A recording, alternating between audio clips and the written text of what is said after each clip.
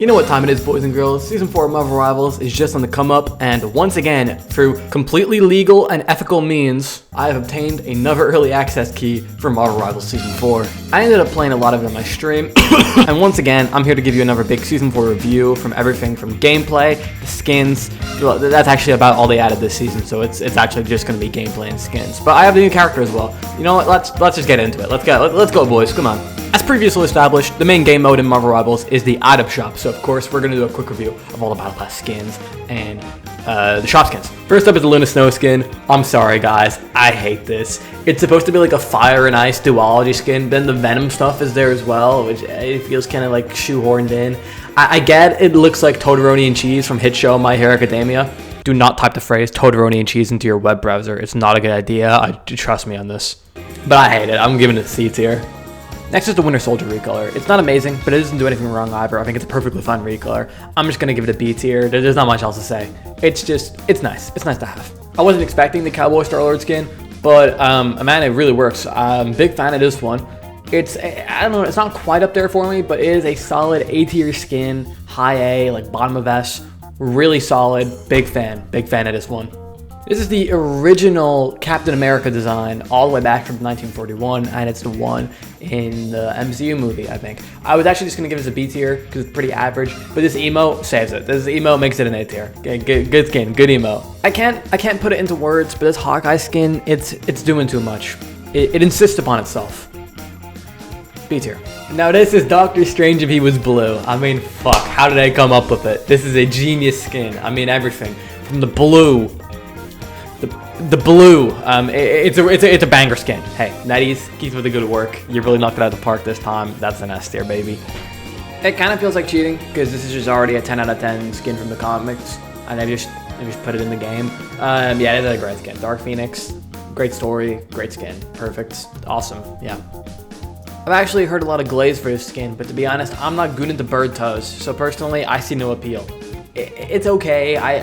The bird toes are a real turn off for me. I can't lie. And the horns are way too curvy. C tier. I don't have anything funny to say about this Magneto skin. This is a skin from the comics. He has a really large bulge in his skin. Or so I've been told. I gotta say, Mecha Moon Knight is a weird one for a tier 100, but I'm kind of about it. I think it's kind of silly. There's the implication that there's like a mini Moon Knight in the skin that's controlling everything. I think that's kind of funny.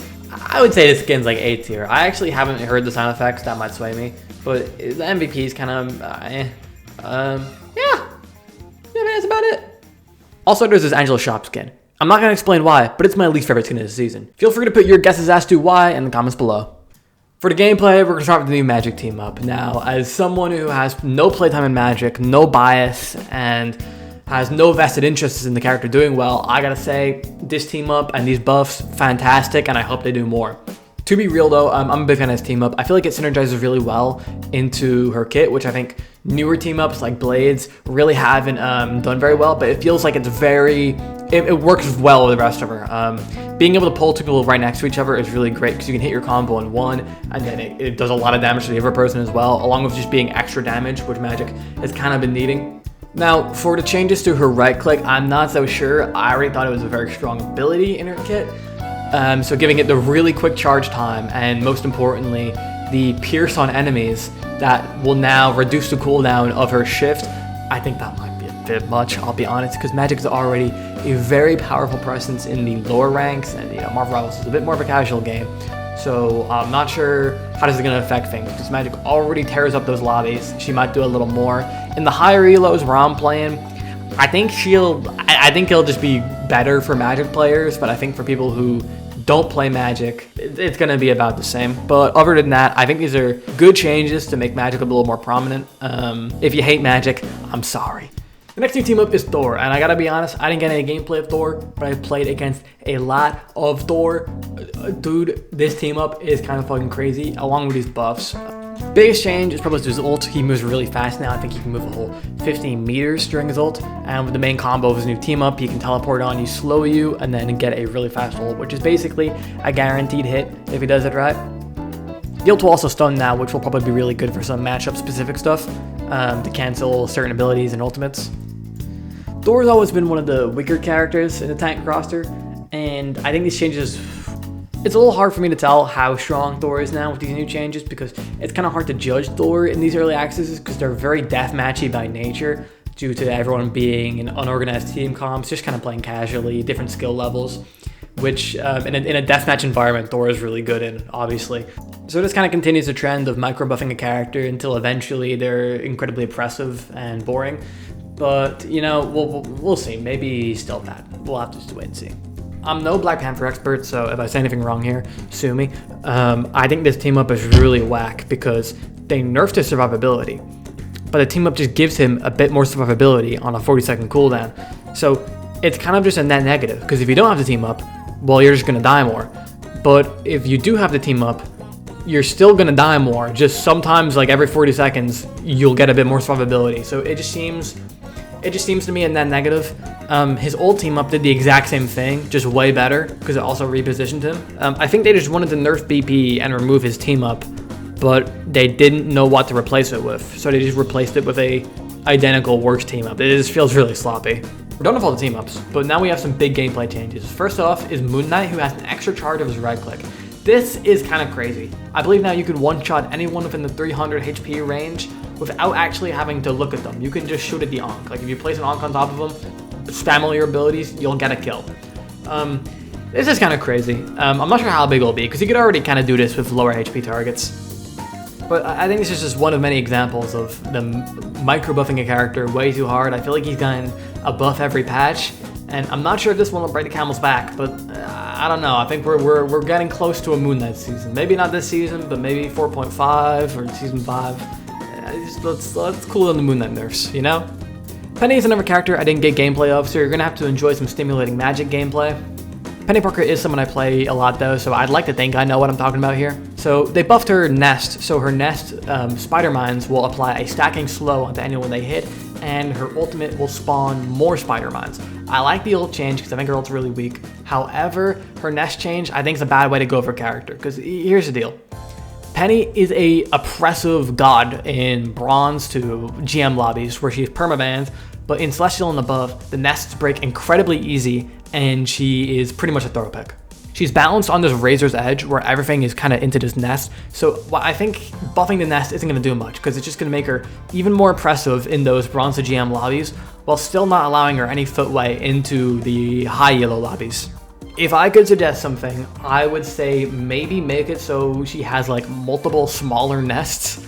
I'm not sure, like my idea is that like you have like 3 small nests that are a lot smaller and spawn less drones, but like you can connect them and if one goes down, you can use your temporary webs to like temporarily keep your setup. I'm not sure, I'm spitballing here, but I think Penny needs some wider reworks if she wants to be like viable and fun to play into. This is me though. It's time to talk about Jeff's ultimate rework. I'm gonna give you a little spoiler, I hate this. So what I did to Jeff to make his ultimate more viable to the other support ults. So what I did to make Jeff's ult finally compared to other support ults was make it a big healing circle. I'm not joking, that's actually what they did. This is what people joked about them doing. Luna Snow ult is so strong and oppressive that other supports are now getting their ultimates reworked to bish be Luna Snow ult because there's nothing they could possibly offer in utility or anything really that would ever compare to just being immortal for 12 seconds. It's actually now 10 seconds. I think they should have nerfed it more, but that is a good start. You know, Benchmark Rivals, that's good. Look, when Jeff launched, he definitely wasn't perfect. He was pretty annoying to play into and he was very bad, but he was at least unique. And I think there is just something to me so painful over these past few months about watching this unique support get reworked into the most boring, stale heal bot I've ever seen. Because that's the only way to compete. The only way to compete against a Cloak and Dagger ult or a Luna ult or an Invis ult is to just play those characters. So I guess this will make Jeff more viable. I guess you can play Jeff now.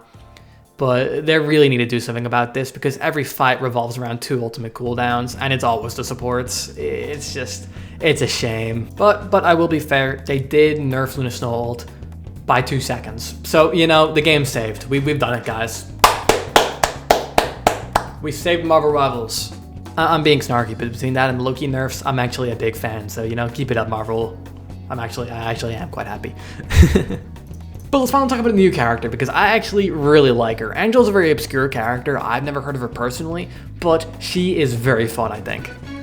The game's been needing some more unique tanks, and she's definitely unique. She's a very off-roll tank. She reminds me of Hammond from Overwatch 2 in a way, which is kind of weird to say, but I think she'll have a pretty high skill ceiling. I think she is pretty weak though. I think it is partially a skill issue, but also she feels very squishy, and I think she could use a little more kill pressure, maybe some other way to charge her attack charge a bit faster. I feel like that comes up really slowly, but she is very fun. I like her ult. I like how she kind of plays. I must say, I think her charge is very clunky. It feels like you really need a running start because up close, it like never connects. But also, if you do it up close, the steering's pretty poor, so they kind of dodge. But other than that, once you do hit it, it feels fine. I don't know. Sometimes just like the hitbox on it feels a bit clunky. But other than that, really fun character that I really enjoy. The next thing to talk about is the map, because it's officially coming to competitive. So I tried to play it, but during our 5-hour session, whenever I suggested we play Resource Rumble, this happened. Which one have we not done? We haven't done Resource Rumble.